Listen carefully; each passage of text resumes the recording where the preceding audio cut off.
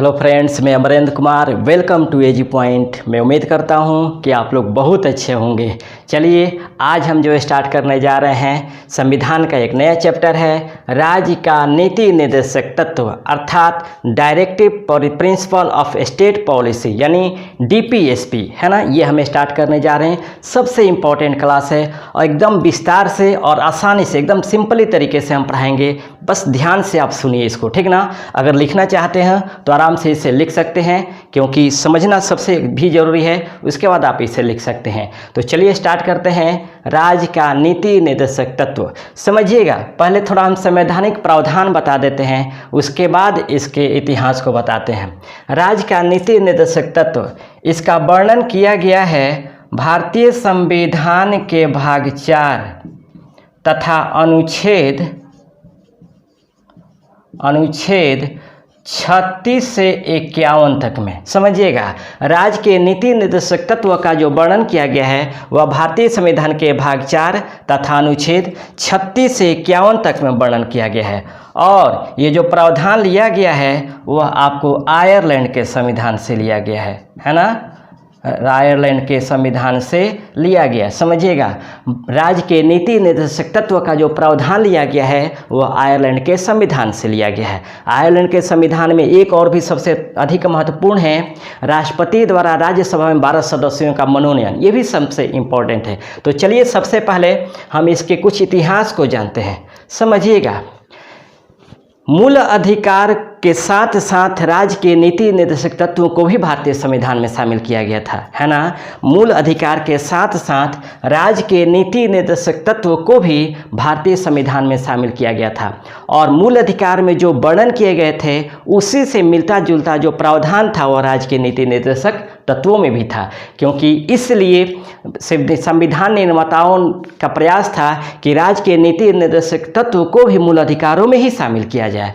लेकिन संविधान सभा के जो सलाहकार थे सर BN राव, उन्होंने सुझाव दिया कि नहीं, समय के अनुसार इसे मूल अधिकारों में समावेश किया जाएगा, तब तक इनको एक अलग ही भाग में नहीं रखा जाए, है ना। लेकिन आज देश के 70 सालों का आज़ादी के बावजूद भी आपको राज्य के नीति निर्देशक तत्वों को मूल अधिकारों में समावेश नहीं किया गया, ठीक ना। इसके बाद हम अगर इसके विशेषताओं की बात करें, राज्य के नीति निर्देशक तत्वों की विशेषताओं की बात करें तो सबसे पहली विशेषता ये है कि भारत में इसको स्थापित करने का मुख्य उद्देश्य था एक लोकतांत्रिक राज्य की एक लोक कल्याणकारी राज्य की स्थापना करना, है ना। भारत में राज्य के नीति निर्देशक तत्व को स्थापित करने का जो मुख्य उद्देश्य था वह था कि एक लोक कल्याणकारी राज्य की स्थापना की जाए। लेकिन इसके कुछ मूलभूत अंतर भी थे। मूलभूत अंतर में ये थे, क्योंकि राज्य के नीति निर्देशक तत्व के अधीन जो प्रावधान किए गए थे वह न्यायालय में परिवर्तनीय नहीं थे, अर्थात इनका वैधानिक अधिकार प्राप्त नहीं था, है ना। राज्य के नीति निर्देशक तत्वों में जितने भी प्रावधान किए गए हैं यह आपको न्यायालय में परिवर्तनीय नहीं है, यानी न्यायालय में इसे लागू नहीं किए जा सकते हैं, अर्थात इनका वैधानिक अधिकार प्राप्त नहीं है। लेकिन देश के शासन में इनका मूलभूत स्थान है ना। देश के शासन में इनका मूलभूत स्थान है। साथ ही विधि के निर्माण के समय इन सिद्धांतों को लागू करना यह राज्य का कर्तव्य होगा, है ना। इन सिद्धांतों को विधि बनाते समय इन सिद्धांतों को लागू करना यह राज्य का कर्तव्य होगा। ये आपको राज्य के नीति निर्देशक तत्वों में प्रावधान किया गया था। इसके विशेषताओं के बारे में बात करें तो डॉक्टर भीमराव अंबेडकर ने कहा था कि राज्य का नीति निर्देशक तत्व भारतीय संविधान की एक अनोखी विशेषता है ना। राज्य का नीति निर्देशक तत्व भारतीय संविधान की एक अनोखी विशेषता है। इसको किसने कहा था? डॉक्टर भीमराव अंबेडकर ने कहा था। साथ ही KT शाह ने कहा था कि राज्य का नीति निर्देशक तत्व एक ऐसा चेक है जिसे सुविधा अनुसार बैंकों में भुनाया जा सकता है, बैंकों में अदा किया जा सकता है। फिर समझिएगा, केटी शाह ने कहा था कि राज्य का नीति निर्देशक तत्व एक ऐसा चेक है जिसे सुविधा अनुसार बैंकों में अदा किया जा सकता है ना, ये कहा था। समझिएगा, ये राज्य का नीति निर्देशक तत्व जो आयरलैंड के संविधान से लिया गया था, यह एकमात्र तत्व था जो भारत और आयरलैंड के अलावा विश्व के किसी भी देश में इसे स्वीकार नहीं किया गया है। पूरे विश्व के संविधानों में केवल भारत एवं आयरलैंड ही है जिसमें राज्य के नीति निर्देशक तत्वों को लागू किया गया है, बाकी किसी अन्य देशों में इसे स्वीकार नहीं किया गया है। तो चलिए अब इनके एक एक अनुच्छेदों को देख लेते हैं कि किस अनुच्छेद में इनकी क्या प्रावधान या विशेषताएं है किया गया है। इसमें हम अनुच्छेद 36 को देखेंगे, है ना, अनुच्छेद 36। समझिएगा, अनुच्छेद 36 में राज्य की परिभाषा की बात की गई है ना, राज्य की परिभाषा की बात की गई है। समझिएगा, राज्य के नीति निर्देशक तत्वों के संदर्भ में राज्य की परिभाषा की बात की गई है। जिस तरह भारतीय संविधान के भाग 3 में तथा अनुच्छेद 12 से 35 तक में अनुच्छेद 12 में राज्य की परिभाषा की बात की गई थी ना, उसी तरह आपको 36 में राज्य के नीति निर्देशक तत्वों के संदर्भ में राज्य की परिभाषा की बात की गई है। अब हम बात करते हैं अनुच्छेद 37।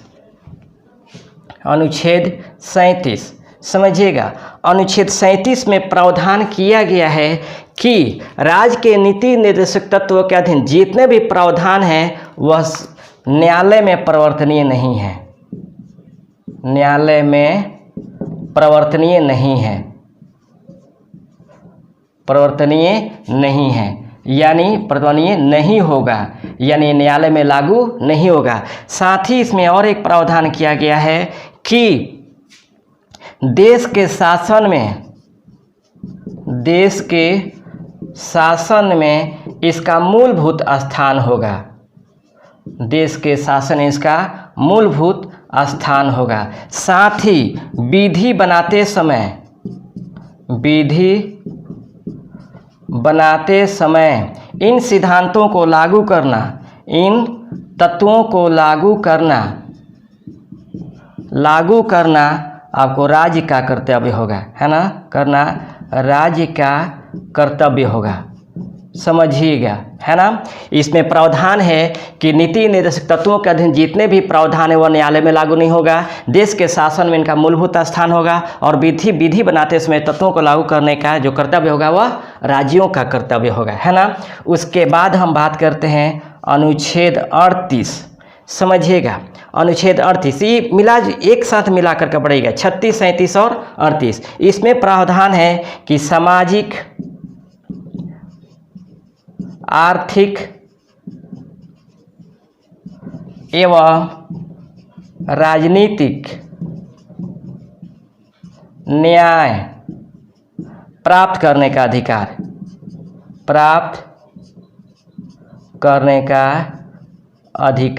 है ना, याद रखिएगा। ये आपको सामाजिक, आर्थिक और राजनीतिक न्याय प्राप्त करने का अधिकार का वर्णन किया गया अनुच्छेद 38 में। तो कंप्लीट हो जाएगा। 36 में राज्य की परिभाषा, 37 में न्यायालय में परिवर्तन नहीं होगा, देश के शासन का मूलभूत स्थान, विधि बनाते समय तत्वों को लागू करने का राज्य का कर्तव्य होगा, और 38 में है सामाजिक, आर्थिक और राजनीतिक न्याय प्राप्त करने का अधिकार होगा, है ना। तो 36, 37 एवं 38 में ये प्रावधान है। अब हम बात करते हैं 39 में। समझिएगा,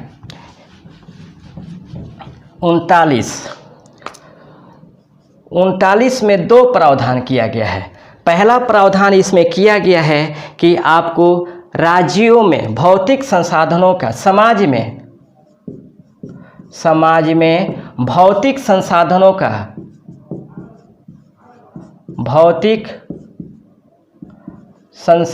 का उचित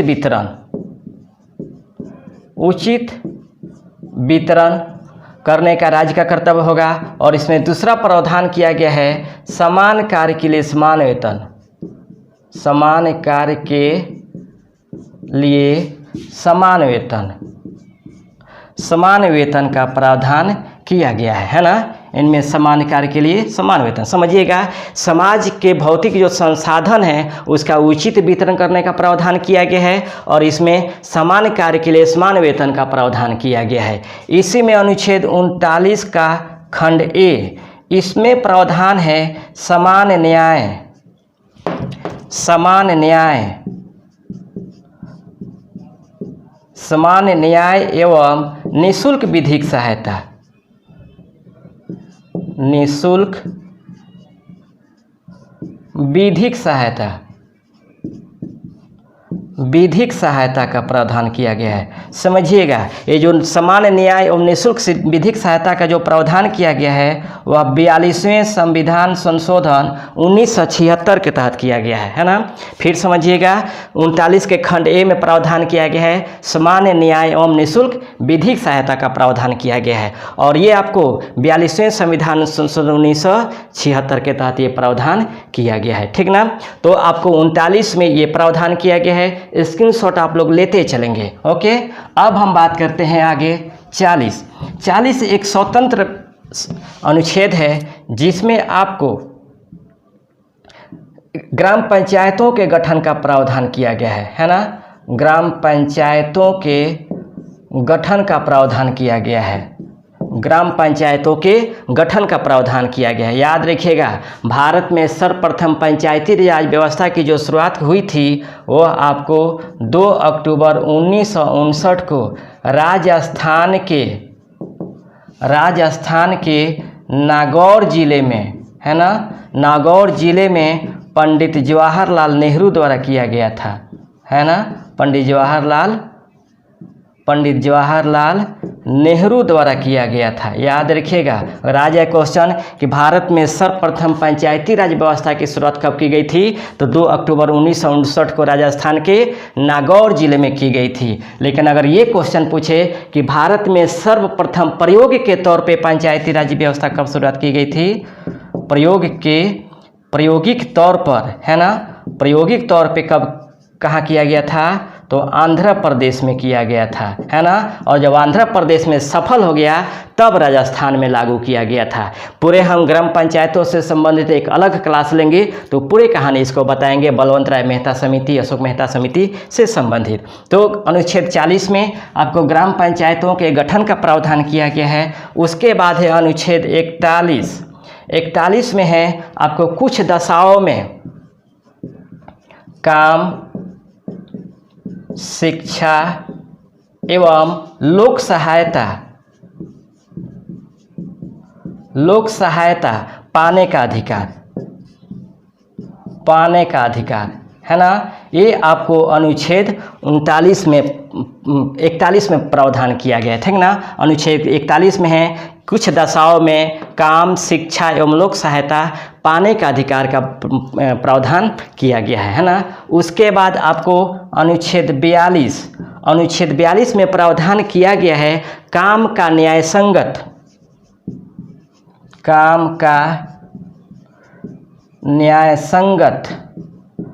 मानवोचित दशाओं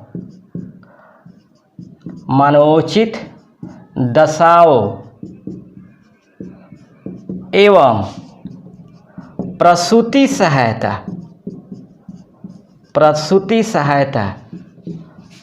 का प्रावधान, समझिएगा, है ना। ये आपको 42 में प्रावधान किया गया है कि काम का न्याय संगत मानवोचित दशाओं एवं प्रसूति सहायता का प्रावधान आपको अनुच्छेद 42 में किया गया। ये क्वेश्चन पूछा जाता है कि काम का न्याय संगत का प्रावधान किस में किया गया है, मानवोचित दशाओं तथा प्रसूति सहायता। ये सबसे अधिक पूछा जाता है ना, कि प्रसूति सहायता का प्रावधान किस अनुच्छेद में किया गया है, तो अनुच्छेद 42 में किया गया है, ठीक ना। स्क्रीनशॉट इसका आप लोग लेते चलेंगे। ओके, अब हम बात करते हैं अनुच्छेद 43 43। समझिएगा, कामगारों इसमें प्रावधान किया गया है कर्मकारों के लिए आपको निर्वाह मजदूरी, है ना। कर्मकारों के लिए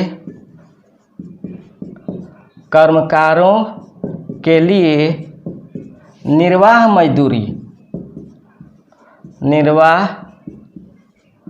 मजदूरी तथा कुटीर उद्योगों का विकास, कुटीर उद्योगों का विकास का प्रावधान, विकास का प्रावधान है ना, ये आपको प्रावधान किया गया अनुच्छेद 43 में। समझिएगा फिर, कामगारों के लिए निर्वाह मजदूरी तथा कुटीर उद्योगों का विकास का इसमें प्रावधान किया गया है, यानी जो मजदूर है उनको निर्वाह मजदूरी दिया जाए, साथ ही कुटीर उद्योगों का विकास किया जाए ताकि इसमें रहकर ये अपना रोजगार प्राप्त कर सकें, ये सभी आपको प्रावधान किया गया है। उसके बाद अनुच्छेद 44 में है आपको समान नागरिक संहिता, समान नागरिक संहिता है ना। समान नागरिक संहिता का मतलब होता है सबके लिए समान कानून, चाहे वो किसी भी धर्म से हो, किसी भी जाति से संबंधित हो, उनके लिए समान नागरिक संहिता का प्रावधान किया गया है। लेकिन ये दुर्भाग्य है कि अभी तक देश में भारतीय संविधान में समान नागरिक संहिता लागू नहीं है। मात्र एकमात्र, याद रखिएगा नोट में, गोवा एकमात्र राज्य है, एकमात्र राज्य है जहाँ पर समान नागरिक संहिता लागू है ना। गोवा ही एकमात्र राज्य है जहाँ पे समान नागरिक संहिता लागू है, बाकी किसी भी राज्यों में समान नागरिक संहिता लागू नहीं है। कंप्लीट। अब हम बात करते हैं अनुच्छेद 45। समझिएगा, अनुच्छेद 45 में प्रावधान है कि 6 वर्ष से कम बच्चों के लिए, 6 वर्षों से कम बच्चों के लिए समुचित शिक्षा का विकास करना है ना, समुचित शिक्षा का विकास करना, शिक्षा का विकास करना है ना। ये प्रावधान आपको किया गया अनुच्छेद 45 में है ना।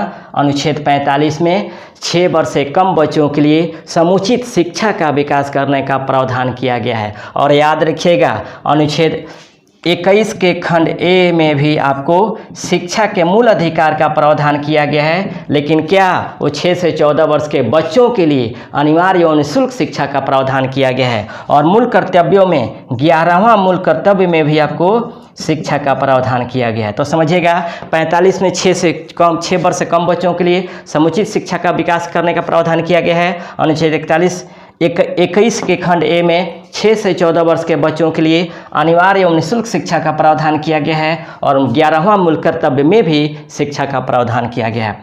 उसके बाद आपको है 46। समझिएगा, अनुसूचित जाति, अनुसूचित जाति, अनुसूचित जाति, अनुसूचित जनजाति, अनुसूचित जनजाति तथा समाज के दुबले वर्गों के लिए, समाज के दुबले वर्गों के लिए, समाज के दुबले वर्गों के लिए शिक्षा एवं आर्थिक विकास, आर्थिक विकास यानी इनके हितों के आर्थिक वृद्धि के लिए प्रावधान किया, आर्थिक विकास का प्रावधान किया गया है, आर्थिक विकास का प्रावधान किया गया है। समझिएगा, अनुसूचित जाति, अनुसूचित जनजाति तथा अन्य जो समाज के दुबले वर्ग हैं उनके लिए शिक्षा तथा उनके आर्थिक विकास का प्रावधान किया गया है। साथ ही यह भी प्रावधान किया गया है कि इनके साथ आपको सामाजिक अन्याय नहीं होना चाहिए, सामाजिक अन्याय एवं शोषण से रक्षा का प्रावधान किया गया है ना। शोषण से रक्षा का प्रावधान किया गया है, शोषण से रक्षा का प्रावधान किया गया है, रक्षा का प्रावधान किया गया है। फिर समझिएगा, अनुच्छेद 46 में वर्णन किया गया है कि जितने भी अनुसूचित जाति, अनुसूचित जनजाति तथा समाज के जो दुबले वर्ग के लोग हैं, जो कमज़ोर वर्ग हैं, उनको शिक्षा दिया जाए, उनके विकास के लिए आर्थिक सहायता दी जाए। साथ ही ये भी देखा जाए कि उनके साथ शोषण तो नहीं हो रहा है, साथ और उनके साथ सामाजिक अन्याय तो नहीं हो रहा है। ये सभी प्रावधान आपको अनुच्छेद 46 में किया गया है, ठीक ना। तो आपको 45 में 6 वर्ष से कम बच्चों को समुचित शिक्षा का विकास, और अनुच्छेद 46 में जो भी एसटी, एससी या समाज के दुबले वर्ग हैं उनके विकास की बात इसमें की गई है ना। उसके बाद आपको अनुच्छेद 47, अनुच्छेद 47 में है पोषाहार एवं उच्च जीवन स्तर। पोषाहार एवं पोषाहार स्तर, इसमें प्रावधान किया गया है पोषाहार स्तर तथा उच्च जीवन स्तर। उच्च जीवन स्तर, पोषाहार स्तर तथा उच्च जीवन स्तर को स्थापित करने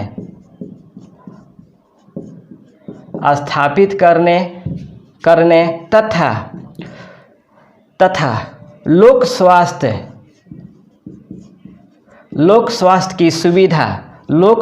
की सुविधा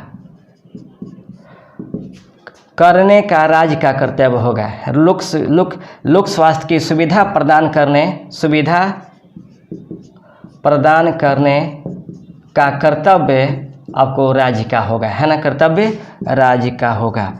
यह प्रावधान किया गया है कि जो समाज में लोग रहते हैं उनको पोषाहार का स्तर को और उसके जीवन स्तर को ऊंचा किया जाए, है ना। पोषाहार स्तर और जीवन स्तर को ऊंचा किया जाए, साथ ही लोक स्वास्थ्य की सुविधा प्रदान करने हेतु यह राज्य का कर्तव्य होगा, है ना। यह प्रावधान किया गया है कि पोषाहार स्तर तथा जीवन स्तर को ऊंचा करने तथा लोक स्वास्थ्य की सुविधा प्रदान करने का जो कर्तव्य होगा वह राज्य का कर्तव्य होगा। ये आपको अनुच्छेद 47 में प्रावधान किया गया है। फिर समझिएगा, अनुच्छेद 47 में पोषाहार स्तर तथा जीवन स्तर को ऊंचा करने तथा लोक स्वास्थ्य की सुविधा प्रदान करने का जो कर्तव्य होगा वह आपको राज्य का कर्तव्य होगा, है ना। ये 47 में वर्णन किया गया है, ठीक ना। 47 में यह वर्णन किया गया है। उसके बाद आपको 48 में वर्णन किया गया है कि कृषि एवं पशुपालन के संगठन का आधुनिक तथा वैज्ञानिक तरीके से विकास करना तथा पशु बछड़ा, गाय, बछड़ा तथा दुधारू पशुओं का संरक्षण करना तथा उनको वध से रोकने का कदम उठाने का प्रावधान किया गया है ना। आपको 48 में प्रावधान किया गया है कि कृषि एवं पशुपालन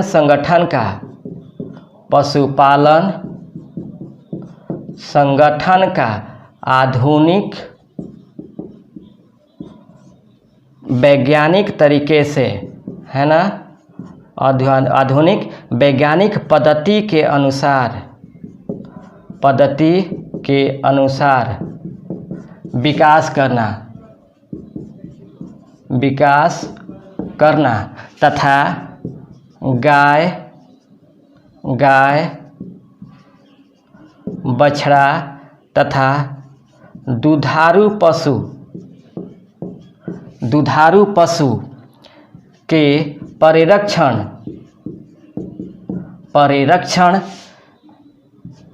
एवं इनके वध किए जाने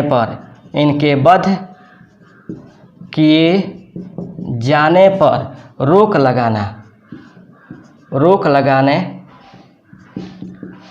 लगाने का प्रावधान किया गया है ना। रोक लगाने का प्रावधान किया गया है। समझिएगा, अनुच्छेद 48 में प्रावधान है कि कृषि एवं पशुपालन संगठन का आधुनिक वैज्ञानिक पद्धति के अनुसार उसका विकास करना, साथ ही जो गाय है, बछड़ा है, दुधारू पशु है, इनका संरक्षण किया जाए, इनका परिरक्षण किया जाए और इनको वध किए जाने पर रोक लगाने के लिए कदम उठाया जाए। ये आपको प्रावधान किया गया अनुच्छेद 48 में। 47 में मैंने तो बताया था आपको कि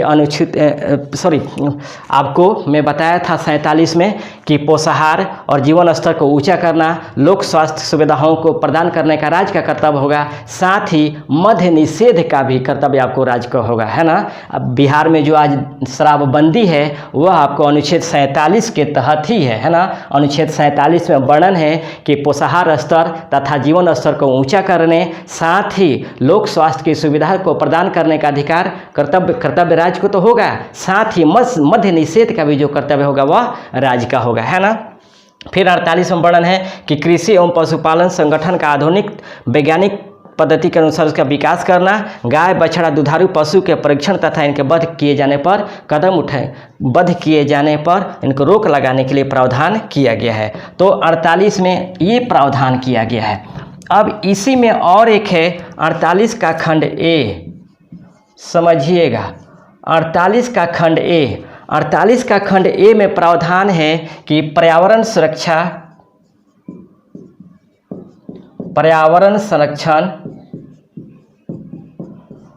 वन तथा वन्य जीवों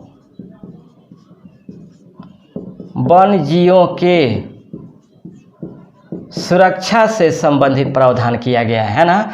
48A में प्रावधान है कि पर्यावरण संरक्षण, वन तथा वन्य जीवों के सुरक्षा से संबंधित प्रावधान किया गया है। ये प्रावधान आपको जोड़ा गया 42वें संविधान संशोधन 1976 के तहत। जिस तरह 39 के खंड ए को जोड़ा गया, उसी तरह 48 के खंड ए को 42वें संविधान संशोधन 1976 में जोड़ा गया है और इसमें प्रावधान है कि पर्यावरण संरक्षण, वन तथा वन्य जीवों के सुरक्षा से संबंधित प्रावधान किया गया है। उसी तरह अनुच्छेद 49 में वर्णन है कि राष्ट्रीय महत्व के स्मारकों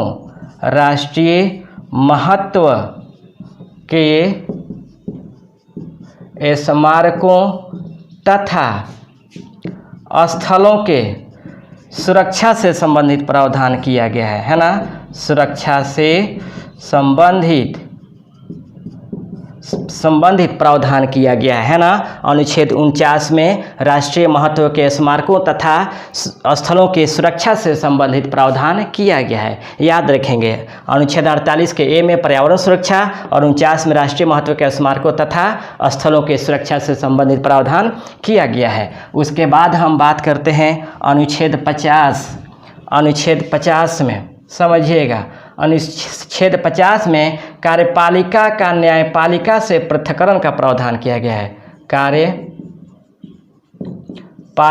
का न्यायपालिका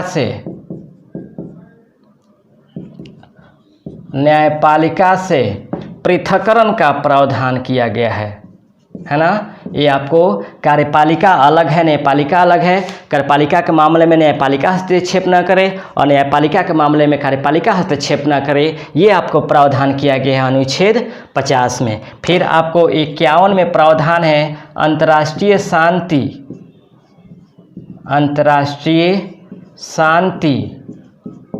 एवं सुरक्षा से संबंधित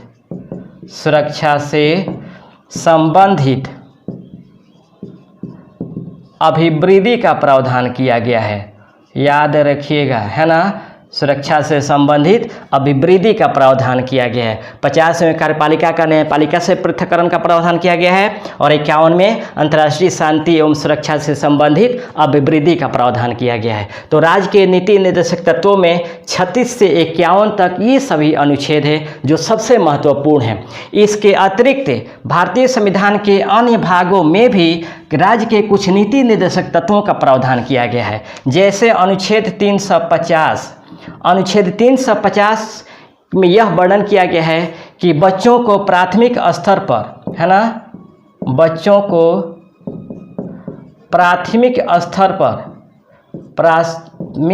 प्राथमिक स्तर पर उसके मातृभाषा में शिक्षा दी जाएगी, है ना। मातृभाषा में शिक्षा दिए जाने का प्रावधान किया गया है। याद रखिएगा, नीति निर्देशक से ही संबंधित है, लेकिन भारतीय संविधान के अलग अलग भागों में यह प्रावधान किया गया है। अनुच्छेद 350 में प्राथमिक स्तर पर बच्चों को उनके मातृभाषा में शिक्षा दिए जाने का प्रावधान किया गया। किसमें? अनुच्छेद 350 में। ये क्वेश्चन बहुत इंपॉर्टेंट है, बहुत बार पूछा गया है कि किस अनुच्छेद में बच्चों को उनके मातृभाषा में शिक्षा दिए जाने का प्रावधान किया गया है, तो 350 में। उसके बाद है 351 में राजभाषा के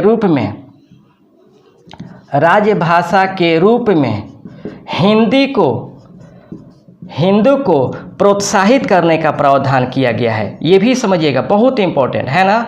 351 में राजभाषा के रूप में हिंदी को प्रोत्साहित करने का प्रावधान किया गया है। तो ये दोनों याद रखेंगे। 350 में बच्चों को उनके प्राथमिक भाषा जो दी जाएगी, प्राथमिक स्तर की जो शिक्षा दी जाएगी उनके मातृभाषा में, और 351 में शिक्षा को राजभाषा के रूप में प्रोत्साहित करने का प्रावधान किया गया है। ये तो हमारा था राज्य का नीति निर्देशक तत्व। अब हम कुछ जान लेते हैं कि आखिर मूल अधिकार और राज्य के नीति निर्देशक तत्वों में क्या अंतर है। समझिएगा, मूल अधिकार और राज्य का नीति निर्देशक तत्व एक दूसरे के पूरक है। मैं शुरू में भी बताया था कि राज्य के नीति निर्देशक तत्वों में जो वर्णन किया गया वो कहीं ना कहीं मूल अधिकारों से ही संबंधित है। तो ये एक दूसरे से पूरक हैं, इनमें घनिष्ठ संबंध है, लेकिन इनमें कुछ मूलभूत अंतर भी है। और मूलभूत अंतर क्या है वो हम देख लेते हैं। ये हमारा है फंडामेंटल राइट्स और ये हमारा है DPSP, है ना, यानी राज्य नीति निर्देशक तत्व। समझिएगा, फंडामेंटल राइट्स का जो वर्णन किया गया है वो आपको भाग 3 में किया गया है, और DPSP का जो वर्णन किया गया है वो आपको भाग 4 में किया गया है। भाग 3 में आपको 12 से 35 तक के अनुच्छेदों का वर्णन किया गया है ना। 12 से, यानी भारतीय संविधान के अनुच्छेद भाग 3 में 12 से 35 तक में मूल अधिकार का वर्णन किया गया है, जबकि नीति निर्देशक तत्वों का जो वर्णन किया गया है वह 36 से 51 तक में वर्णन किया गया है ना। 36 से 51 तक में वर्णन किया गया है। और एक बात समझिएगा, यह आपको न्यायालय में परिवर्तनीय है, यानी मूल अधिकार को न्यायालय में परिवर्तनीय है, न्यायालय में परिवर्तनीय है, परिवर्तनीय है, लेकिन आपको नीति निर्देशक तत्व तो न्यायालय में परिवर्तनीय नहीं है ना।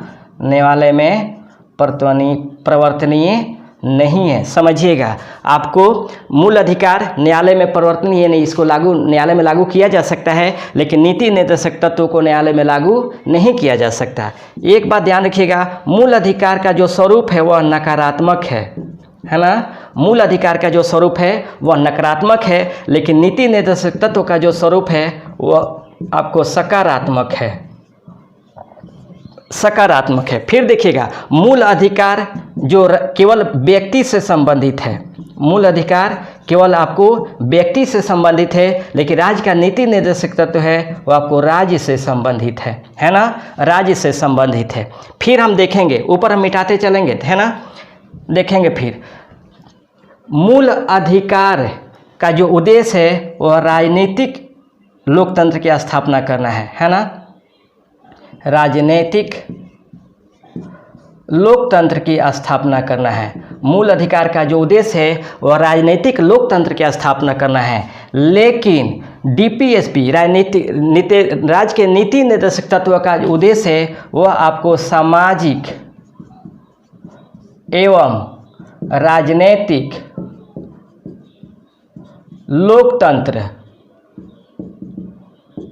लोकतंत्र तथा एक कल्याणकारी राज्य की स्थापना करना है ना। एक लोक कल्याणकारी राज्य की स्थापना करना है, राज्य की स्थापना। फिर समझिएगा, फंडामेंटल राइट्स का जो उद्देश्य है वो राजनीतिक लोकतंत्र की स्थापना करना है, जबकि DPSP यानी नीति निर्देशक तत्व का उद्देश्य सामाजिक एवं राजनीतिक लोकतंत्र की स्थापना करना, साथ ही लोक कल्याणकारी राज्य की स्थापना करना है। उसके बाद राज्य का जो मूल अधिकार है वह आपातकाल के समय इसे निलंबित किया जा सकता है ना। आपातकाल के समय मूल अधिकार को निलंबित किया जा सकता है,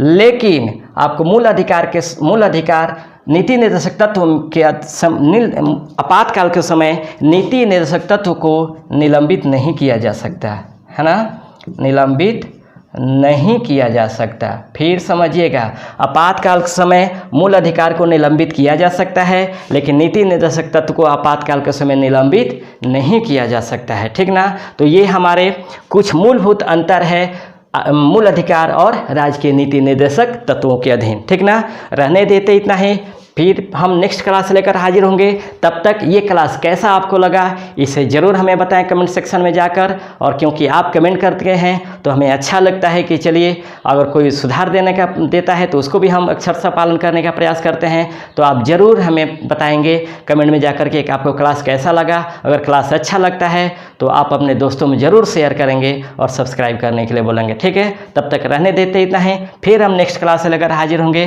तब तक के लिए बेस्ट ऑफ लक, जय हिंद।